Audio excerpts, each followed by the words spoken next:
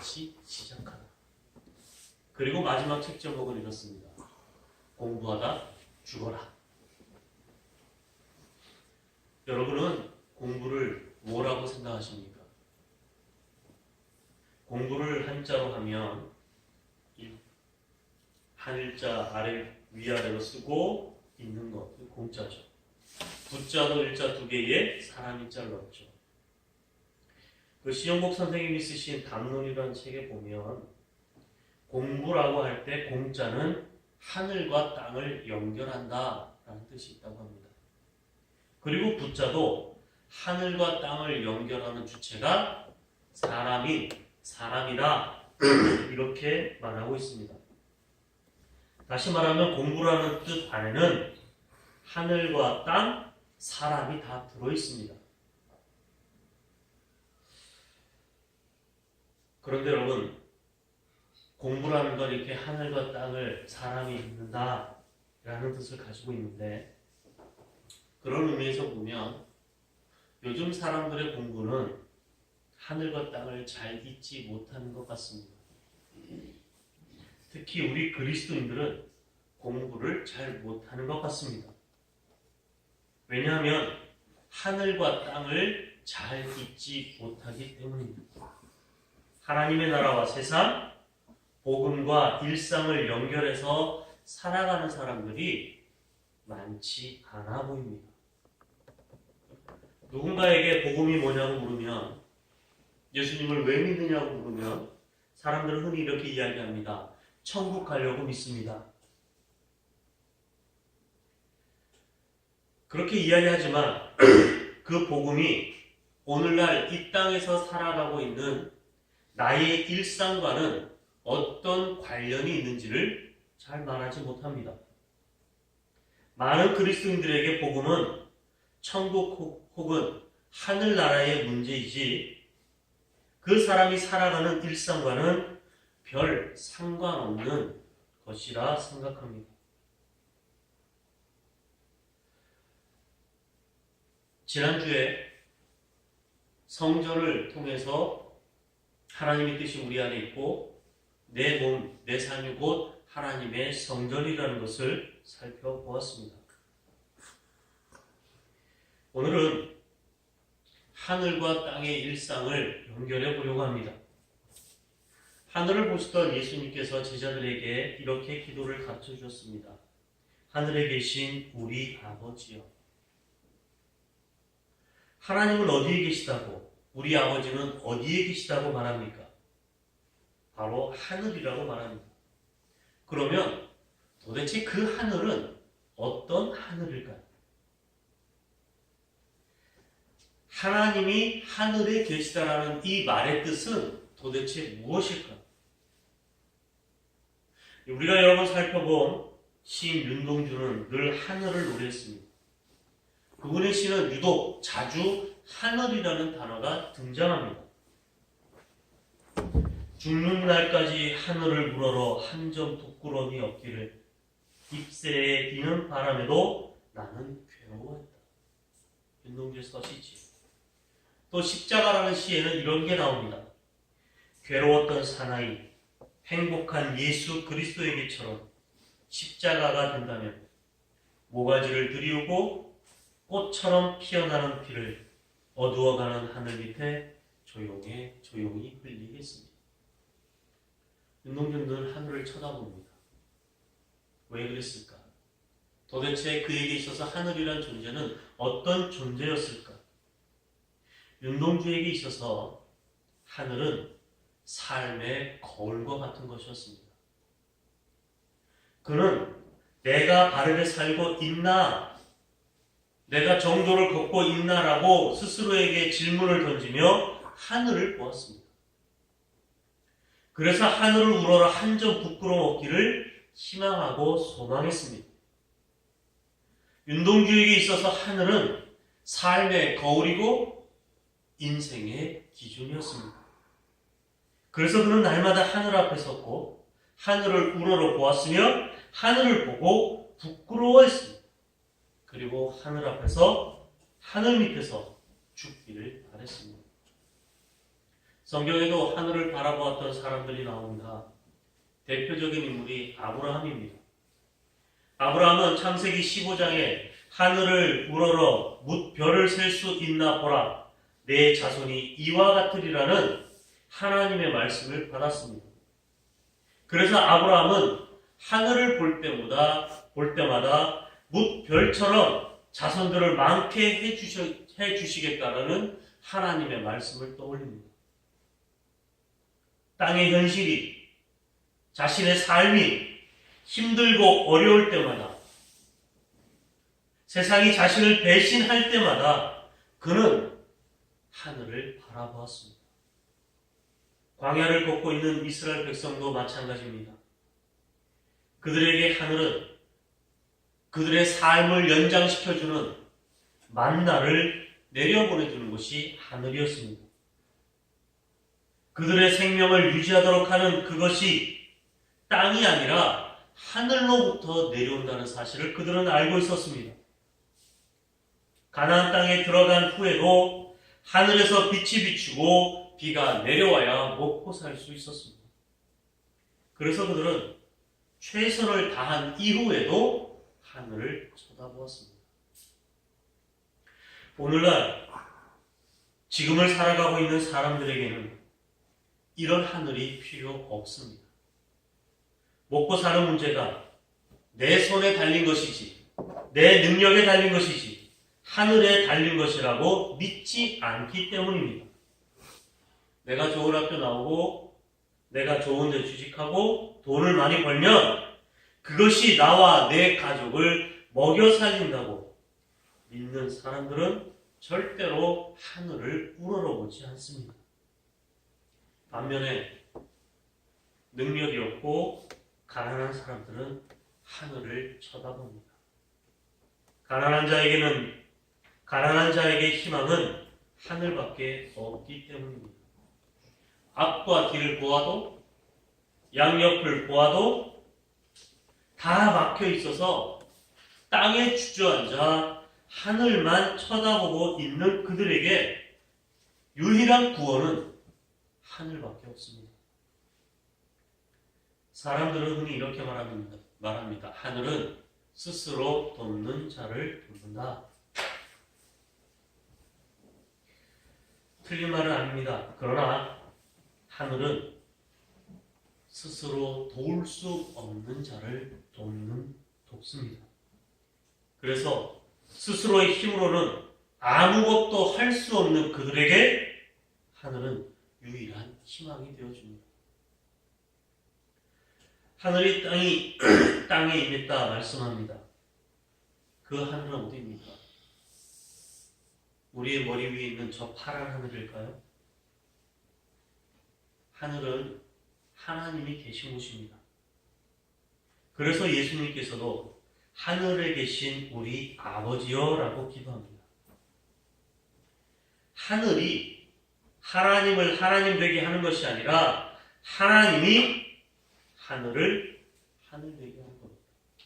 그래서 루터는 뭐라고 이야기하냐면, 예수님이 지옥에 계시다면 자기 자신은 지옥을 선택하겠다 말했습니다.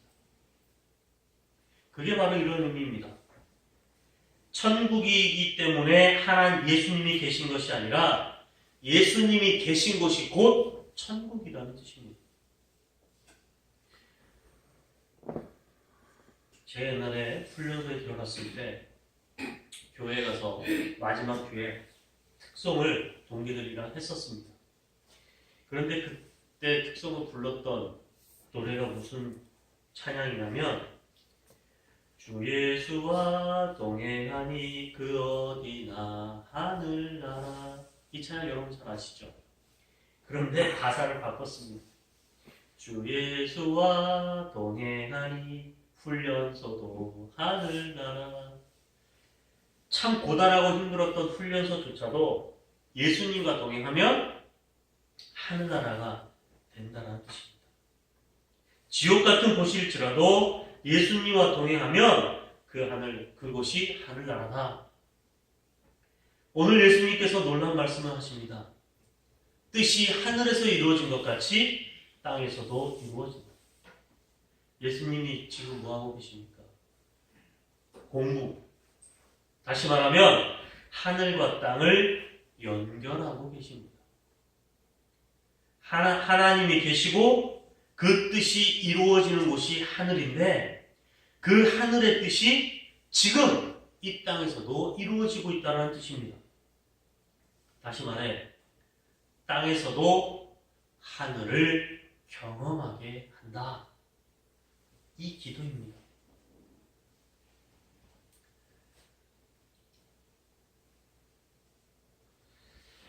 전철에서 작년인가요? 지하철을 탔습니다. 지하철을 타니까 이미 지하철 안에는 어느 여자분과 남자분이 싸움이 붙어 있었습니다.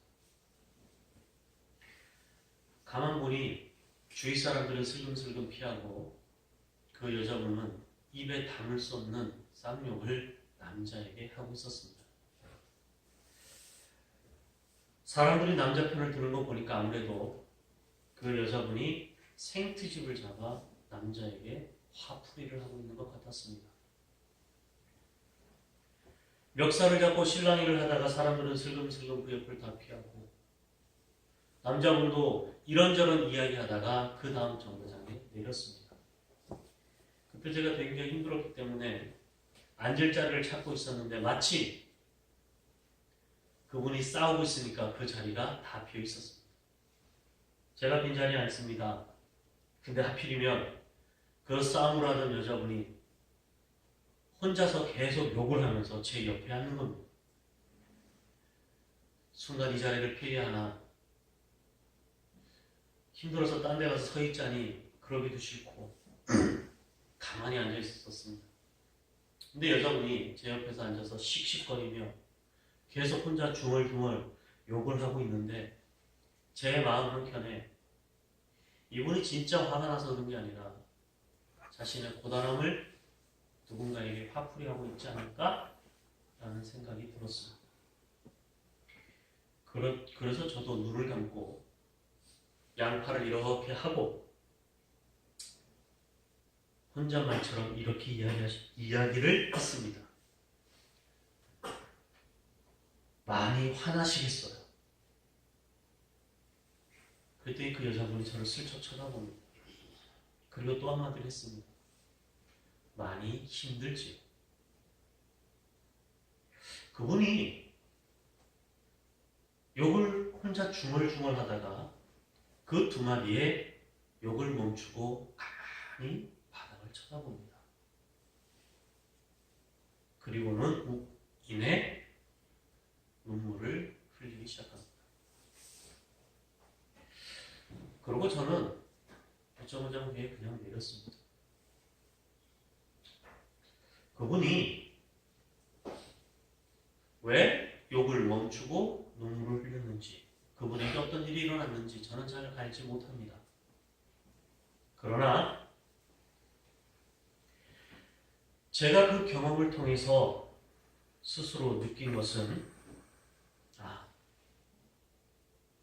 하나님이 그분의 마음을 만져주셨나 보다 라고 혼자 상상할 뿐입니다. 사랑하는 성도 여러분, 여러분들은 도대체 하나님 나라가 무엇이라고 생각하십니까?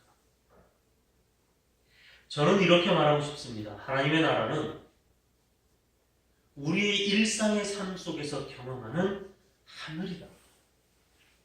학교에서 경험하는 하늘, 직장에서 경험하는 하늘, 가정에서 경험하는 하늘, 전혀 짜릿하지 않으며 화려하지 않고 매일 반복되고 있는 나의 일상, 나의 일 가운데 경험하는 하늘, 그것이 하늘나라입니다. 예수님은 이것을 이렇게 표현합니다. 나라가 임하옵시며. 그런데 그 나라가 어디에 임합니까? 이 땅, 내가 발을 딛고 있는 이곳에 임합니다.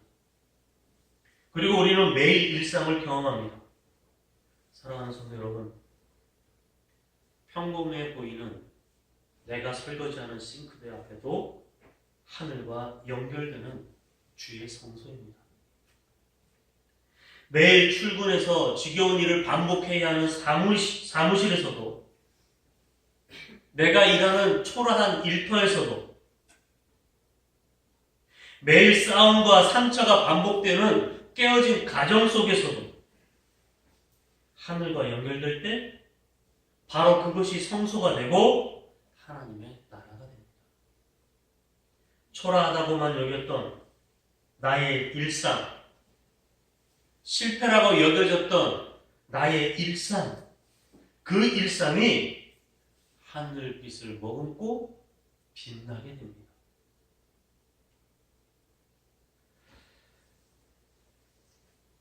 하늘, 땅을 뒤집는다. 그런데 여러분, 문제는 내가 살아가는 그 일상이요, 만만치가 않습니다. 하늘과 여러분, 땅은 본질적으로 다른 세상입니다. 하늘이 이 땅에 임하려고 할 때 땅은 저항합니다. 거절합니다.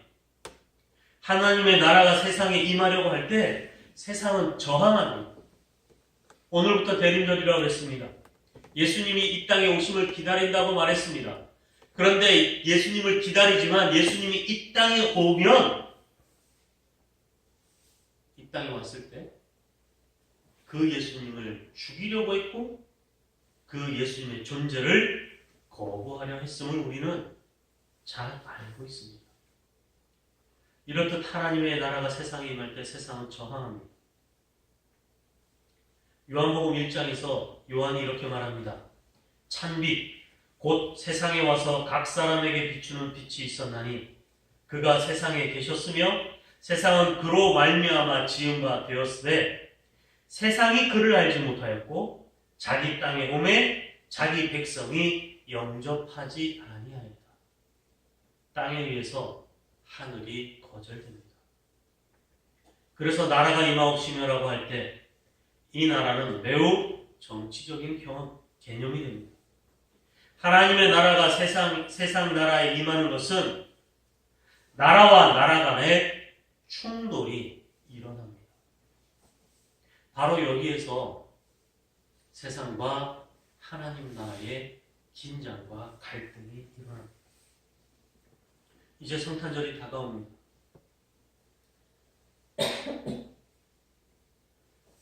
방금 말씀드렸듯이 주님이 여기 올 때 시저가 인구조사를 명하고 로마 황제가 하나님이라고 곧 신이라고 불리던 그때에 하나님의 나라 왕이 이 땅에 오셨습니다. 그래서 헤롯 왕과 온 예루살렘이 그 소식을 듣고 소동했다라고 기록합니다. 왜 그랬을까? 땅의 나라에 하나님의 나라가 침투했기 때문입니다. 하나님의 나라가 세상 나라의 침투에 들어와서 기존의 질서, 기존의 상식을 뒤집으려고 하니까 땅의 나라가 격렬하게 저항한 것입니다. 하늘과 땅의 충돌, 하나님의 나라와 세상 나라 간의 긴장은 우리 일상에서 매일매일 일어나고 있습니다. 하나님의 뜻이 하늘에서 이루어진 것처럼 땅에서도, 다시 말하면 우리의 일상의 삶 속에서도 이루어지려고 할 때는 반드시 우리의 뜻이 하나님의 뜻을 거부합니다. 여러분, 우리가 너무나도 당연하게 생각하며 살아가는 우리의 일상을 한번 생각해 보시기 바랍니다. 먹고, 자고, 돈 벌고, 돈 쓰고, 직장에서 일을 하고, 학교에서 공부를 하고, 우리는 매일 당연한 일상을 반복하는데 어느 날 그곳에 하나님의 나라가 여러분의 일상을 간섭한다고 한번 생각해 보시기 바랍니다.